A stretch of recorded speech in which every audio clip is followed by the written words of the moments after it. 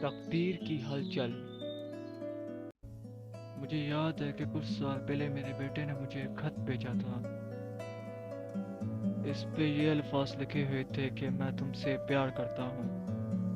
मैं बहुत खुश था और मैं रोया। इस वक्त मुझे यकीन हुआ कि मोहब्बत ही सबकी ज़रूरत है। कुछ सालों से मैं एक खास बाप और बेटे की तलाश कर रहा हूँ और मैंने पहला खत पकड़ लिया जो लड़के ने अपने वालिद को लिखा था। इसने कहा, अब्बा एक दिन मैं आपके टुकड़े टुकड़े कर दूंगा।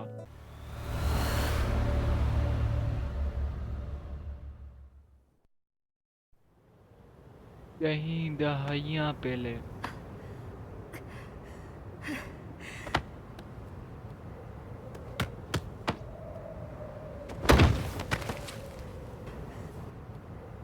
आपने मेरी माँ को मारा। आपने मेरी माँ को मारा।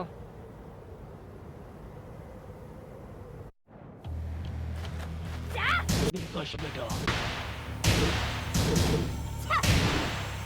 बेवकूफ।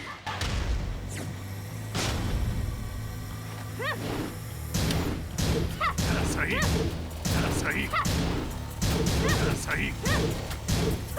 तेरी बारात। जरा सही, जरा सही, जरा सही। अपनी अगली बार कोशिश करना।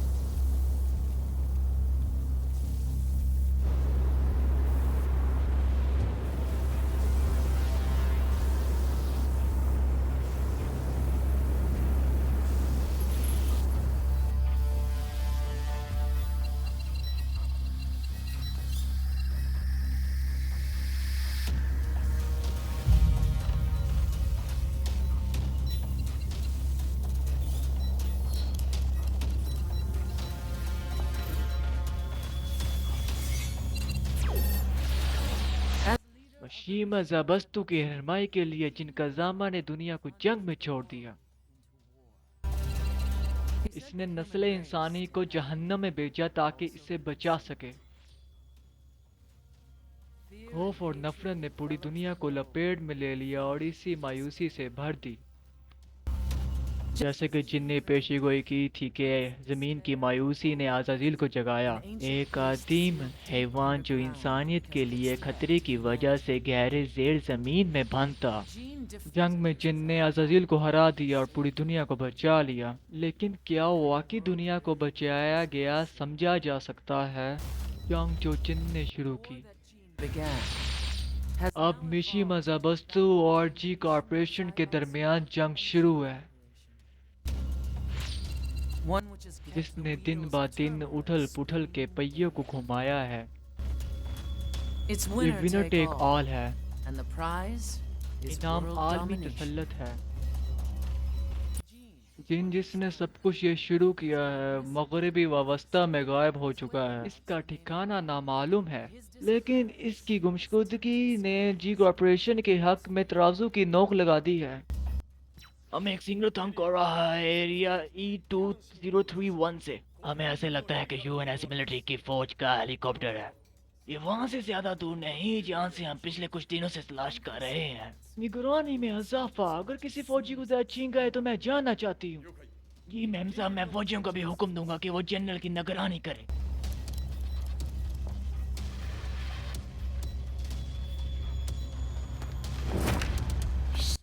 ये बहुत लंबा रहा है।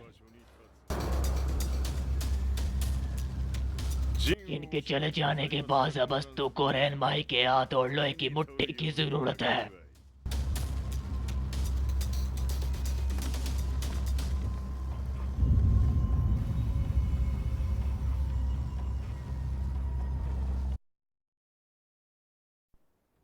क्या होता अगर इस दुनिया में शैतान ही होते और वो इस दुनिया से क्या लेते?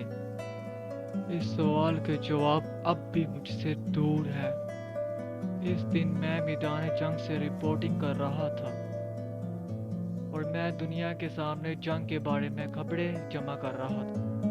और जब मैं फौजियों कमरे वापस गया तो वहाँ एक पैगाम मेरा इंतजार कर रहा था। मैं हैरान हो गया था। मेरे आबाई शहर में हमला कैसे हो सकता है? जब मैं वापस आया तो कुछ भी नहीं था जैसे कि मुझे याद था। सड़कों पर खामोशी हुआ करती थी, कभी कभार ही गाड़ियों का शोर होता था। लेकिन अब टैंक और लकड़बड़ गाड़ियां लोहे की दीवारों की तरह सड़कों पर खड़ी है। मैंने सोचा कि दोपहर का वक्त है। राह की एक घनी धुंध ने आसमान को तारीकी की लपेट में ले लिया। काले दरख्त, जली हुई जमीन, तेज जली हुई हवा। इस जगह को मैं अपना मकान कहा करता था, वो अब एक राह का ढेर था। गली का शोर, डिलीवरी ट्रक्स का हॉर्न और बच्चों के खेलने की आवाजें याद से गूंज रही है। हर कोई जिससे मैं प्यार करता था वो माजी में खो गया था। इस दिन पुरानी जिंदगी खत्म हुई और नई जिंदगी शुरू हुई। मेरी तन्हाई और मेरी मायूसी के अंदर नफरत पैदा हो गई।